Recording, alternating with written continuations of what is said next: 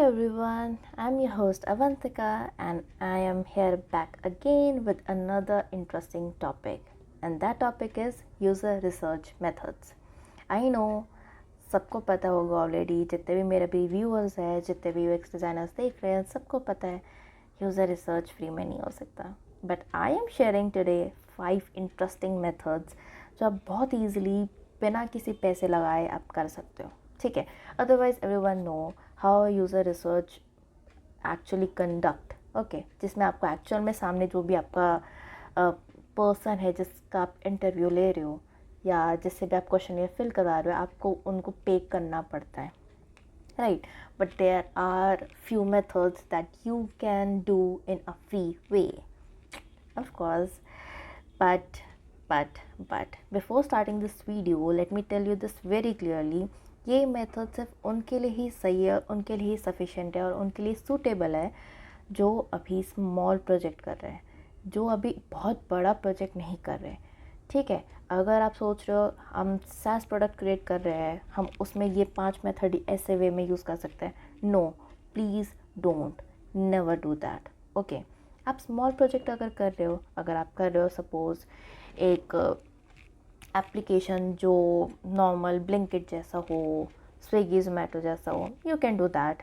ठीक है, क्योंकि अभी इतना डेटा आ चुका है आसपास कि आप ये फ्री में कर सकते हो. ठीक है, बट अगर आपका ये है कि नहीं, हमें जैसे अर्बन कंपनी एक बहुत बड़ा एक प्रोडक्ट है, एक बहुत बड़ा है, ठीक है, अगर आप सोच रहे हो कि वैसा कुछ करना है, नहीं भाई, मैं कहूँगी प्लीज़ पे and get the good results, get the good feedback, please. Okay, before wasting time, now let's get started now. Okay, so the first method is user interview. So what is user interview? अभी आप सब कहोगे अवंतिका, अभी तो तुमने कहा यार कि यूज़र इंटरव्यू अगर हम करते हैं तो उसके लिए हमें पे करना पड़ता है. Then how can we do this thing? वो भी फ्री में कर सकते हो यार. You can do. आप अपने जितने भी जिन लोगों ने ऑलरेडी काम कर रखा है या जो फ्रीलांसर्स है, दे कैन आस्क 5 मिनट्स और 10 minutes from their existing customers, या जिनके साथ ऑलरेडी काम कर रखा है. आप उनसे एक बार रिक्वेस्ट कर सकते हो कि प्लीज़ मुझे आपसे ना आपका 5 से 10 मिनट का टाइम चाहिए, मुझे एक स्मॉल इंटरव्यू लेना है, ये मेरा टॉपिक है, मुझे बस आपका एक ओपिनियन चाहिए.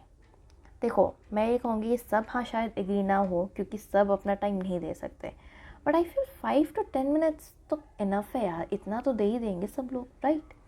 सो आप अपने उन कस्टमर से कह सकते हो कि प्लीज़ यार, प्लीज़ हमने आपके साथ काम किया, हमने आपका प्रोजेक्ट बनाया है, प्लीज़ आप मुझे अपना 10 मिनट्स का टाइम दो, मुझे आपका इंटरव्यू लेना है. और वो फ्री में आपको अपना इंटरव्यू देगा बिना किसी पैसे के. ओके, फर्स्ट ये है. सेकेंड, आप अपने पेरेंट्स, सिबलिंग्स, फ्रेंड्स, रिलेटिव्स, जितने भी आपके नोन में है, जितने भी आपके कॉन्टैक्ट में है, if you are a student, you can do the same interview thing with your juniors, seniors, with your teachers, किसी के साथ भी कर सकते हो यार आप. ठीक है, अगर if you are a influencer also, या आप अभी like you are very active in social media, so आप अपने सोशल मीडिया में लाइव जाकर आप उन सबसे क्वेश्चंस पूछ सकते हो. वहाँ तो आपको बहुत लोगों के रिप्लाई आ जाएंगे, राइट? तो आप ये सब चीज़ें कर सकते हो बहुत आराम से, वो भी बिना पैसे लगाए, फ्री में. User interview. Second method is survey and questionnaire. Again सब आप ये कहोगे अवंतिका, सर्वे एंड क्वेश्चनियर में भी पैसे लगते हैं यार, क्यों नहीं लगते? रिलैक्स, बिल्कुल लगता है, लेकिन ये एक फ्री मेथड ये है कि आप गूगल फॉर्म अपना क्रिएट करो जिसमें आप अपने क्वेश्चंस डाल सकते हो.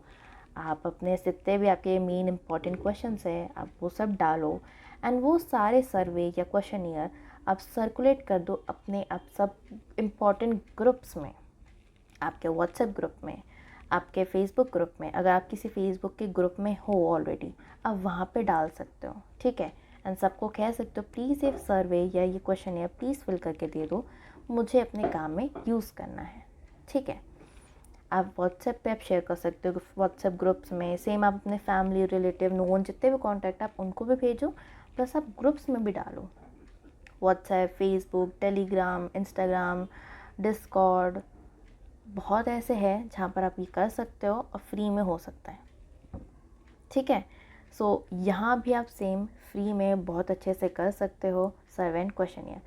Next is desk research and leveraging existing data. This is the best way, जो कि मैं सबसे पहले यही मेथड करती हूँ अगर मेरा कोई स्मॉल प्रोजेक्ट होता है तो, ठीक है।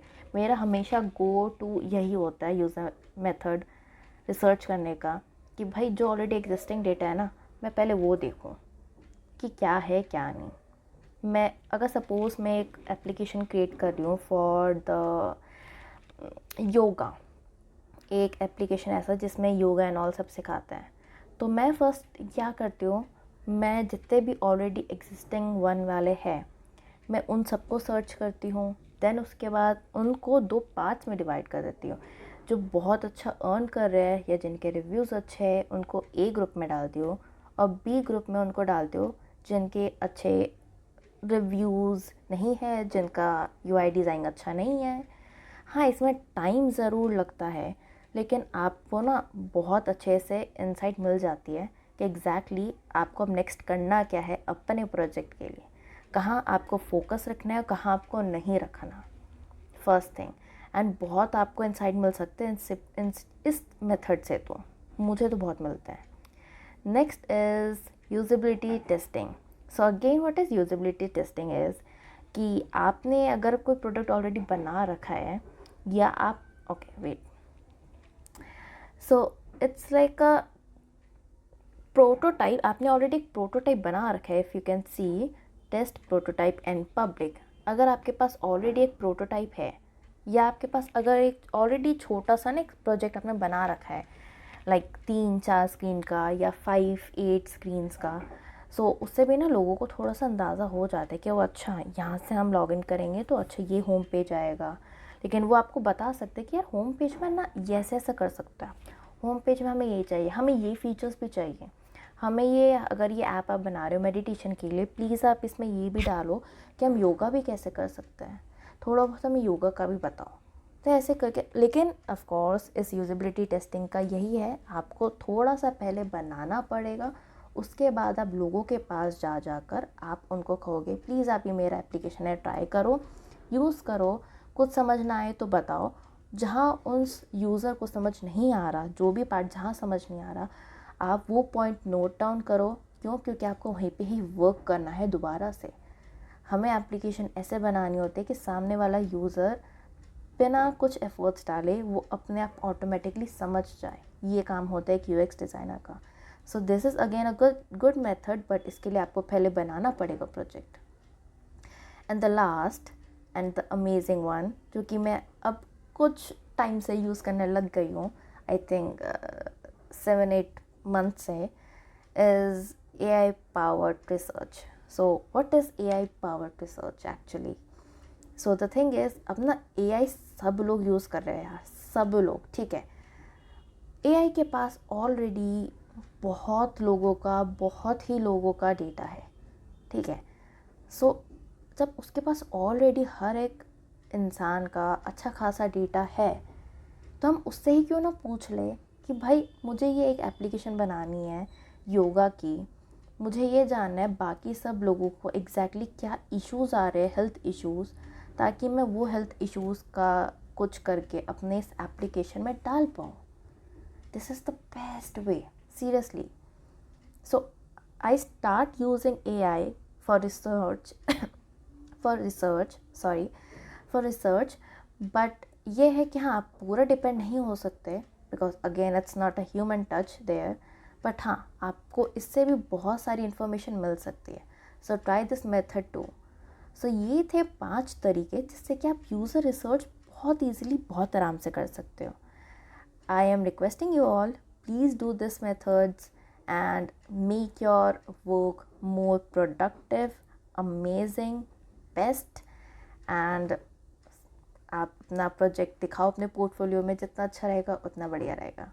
Okay, take care, tata, bye bye, मिलते हैं नेक्स्ट वीडियो में, बाय बाय।